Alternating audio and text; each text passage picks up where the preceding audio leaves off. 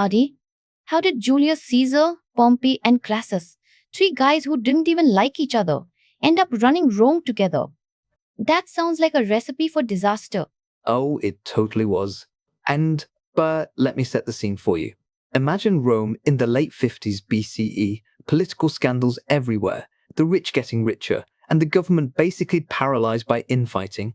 And right in the middle of it all, you've got these three ambitious men, each blocked from what they wanted by the old guard. So, what do? They join forces, and that alliance changes the course of history. Wait, so they were rivals, but teamed up just because the system was so stuck? Exactly. But before we get to their alliance, let me tell you about the chaos leading up to it. There's a wild story involving a cross-dressing scandal, a festival for women only, and a politician named Claudius sneaking into Caesar's house. Hold up. Cross-dressing scandal? In ancient Rome? I need to hear this.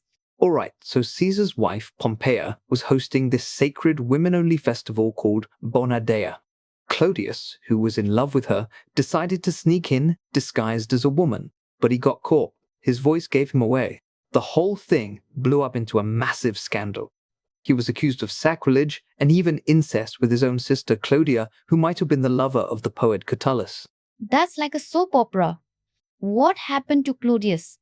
He went on trial, but even though Cicero destroyed his alibi, Claudius got off, and he never forgave Cicero for it. Meanwhile, Caesar divorced his wife, saying, "My wife ought not even to be suspected." It was all about public image. So, scandals everywhere and nobody really gets punished. Sounds familiar? Right? Now, while all this was going on, Pompey comes back from his military victories in the east.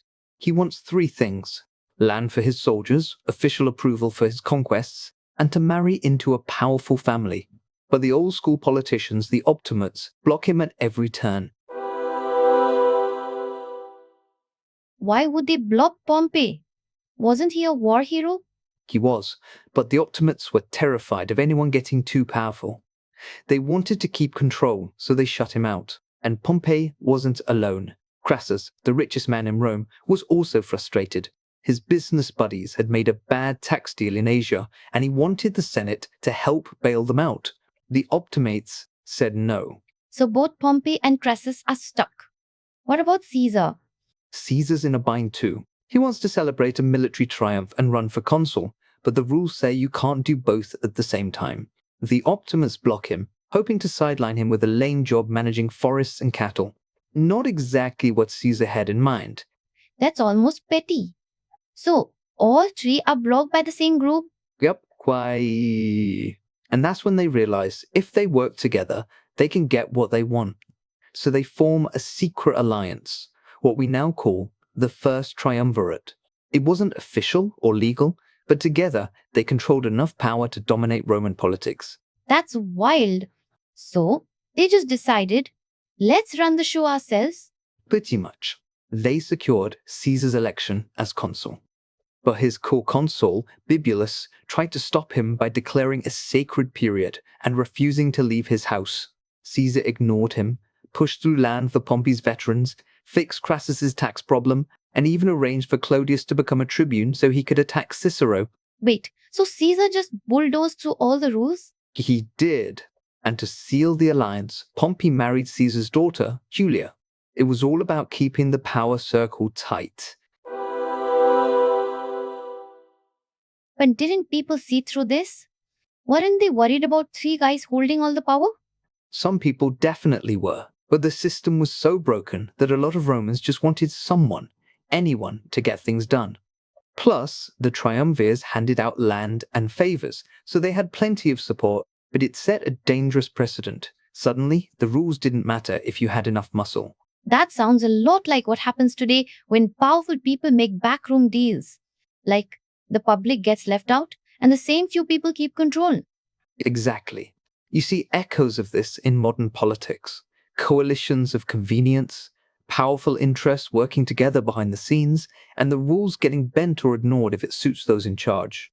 It's why people still worry about elites teaming up. So what happened to the Triumvirate? Did it actually work? For a while, yes, they got what they wanted. Caesar got his province in Gaul and started his famous campaigns. Pompey got his veterans settled, and Crassus fixed his financial mess. But the alliance was always shaky. They didn't trust each other, and eventually it all fell apart, leading to civil war. So, teaming up worked for a bit, but then it blew up in their faces? Pretty much. It's a classic story, temporary alliances for short-term gain, but long-term chaos. And it's a warning about what happens when a few people grab power and the system stops working for everyone else. It's kind of scary how much this sounds like stuff we see now. Political gridlock, scandals, powerful people making deals behind closed doors. It's like nothing really changes. That's why this story matters. The first triumvirate shows what happens when institutions break down and personal ambition takes over. It's a reminder that democracy needs strong rules and real accountability, or history starts to rhyme even if it doesn't repeat. So, next time I hear about some political alliance or backroom deal, I'll remember Rome and how it all started with three guys who just wanted their own way. Exactly. The faces change, but the game stays the same. That's why knowing this history helps us make sense of the power plays happening right now. If we want things to be different, we have to learn from what went wrong before. Makes you wonder who today's triumvirate might be. That's a question worth asking. And maybe, just maybe, history can help us spot the warning signs before things go off the rails again. That's it for today's episode on Fun Learn Talks, where stories from business, technology, and history keep your curiosity alive.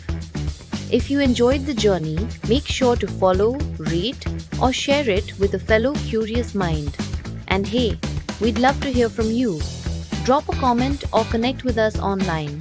I'm Anu, and I'll catch you next time, right here on Fun Learn Talks. Until then, keep learning, keep wondering.